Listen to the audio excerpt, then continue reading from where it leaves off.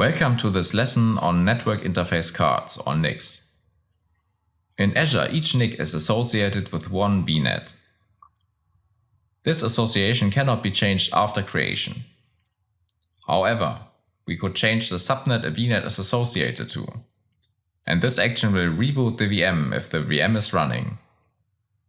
A NIC can be unattached or attached to a VM in the same VNet as the NIC. Every VM must have at all times a NIC attached. We can set private IPs manually or automatically, which is the default. We can add more IP configurations than the default one. Each IP configuration has a private and optionally also a public IP address. With a new IP configuration, we can pick another private IP, but only from the same subnet that the NIC is already in. So when we want our VM to be present in different subnets of the same VNet, we must use different network interfaces for that. Let's consider the common and also XM relevant case that we want to configure a VM as a virtual appliance. We need to do two things.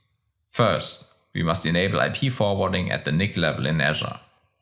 And second, we must enable IP forwarding at the OS level. Another thing that we want to stress is that we can configure custom DNS servers, and we would do this at the NIC level. Let's close out this section by having another look at the command line versions. We would use the command group Azure Network NIC to administer NICs through the command line. This is a good place to start and see what commands are available. Likewise, for PowerShell we would use the get command to find out more on available commands for network interfaces in Azure.